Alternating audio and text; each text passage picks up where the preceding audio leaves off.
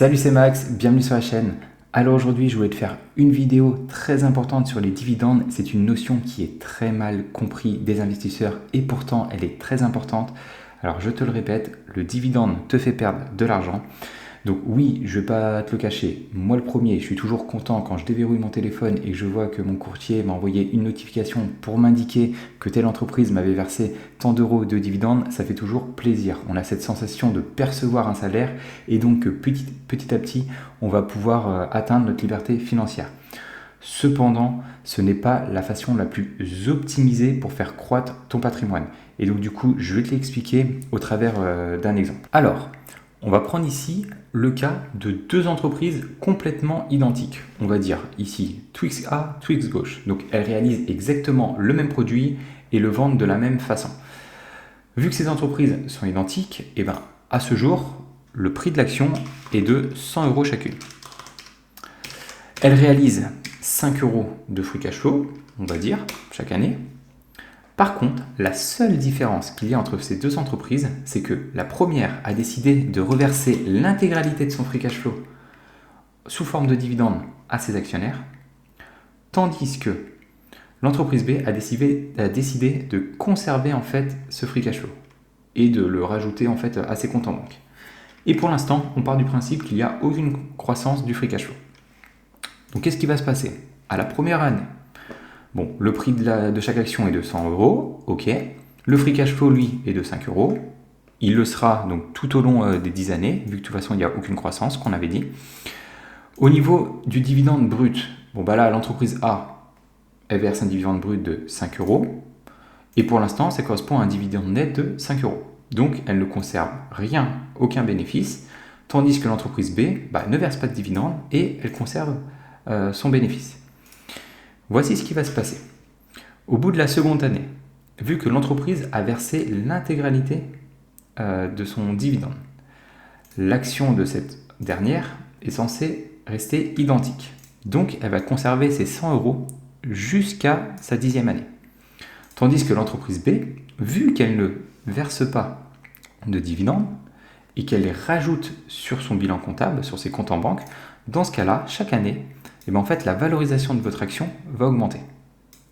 Et ce qui va se passer, c'est que à la toute fin, vous aurez ici, pour la première entreprise, un prix d'action de 100 euros, donc qui n'a pas bougé, et c'est normal, vu qu'elle a reversé l'intégralité de ses dividendes, avec un dividende brut et du coup net versé ici de 50, donc on a ici une valorisation totale de 150 euros.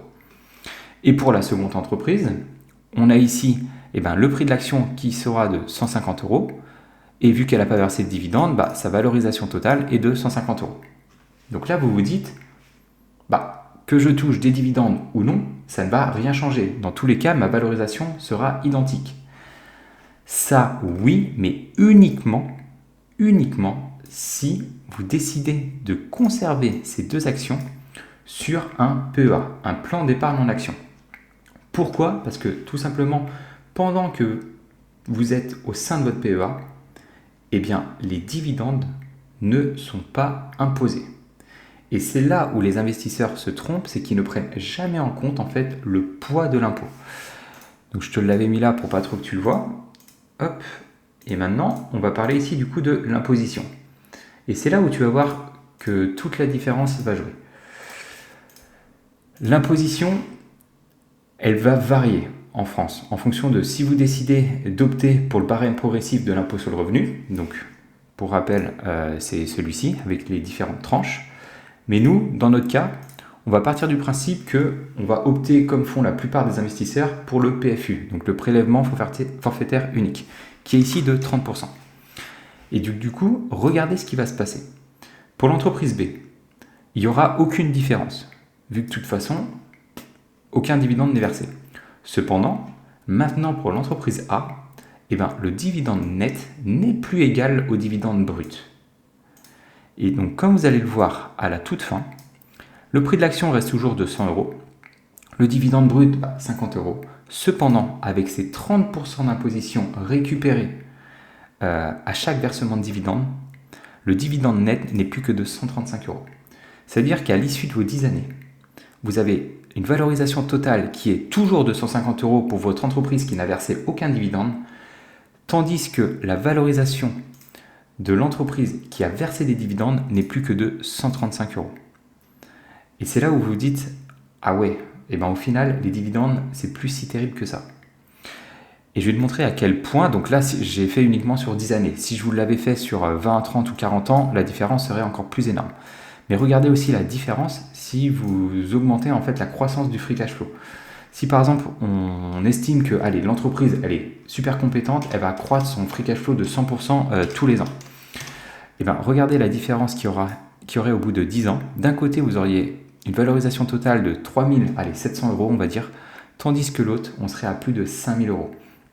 Donc si vous combinez le nombre d'années de détention et en plus une croissance de free cash flow qui augmente très rapidement, dans ce cas-là, vous allez avoir une différence monumentale dans la valorisation totale.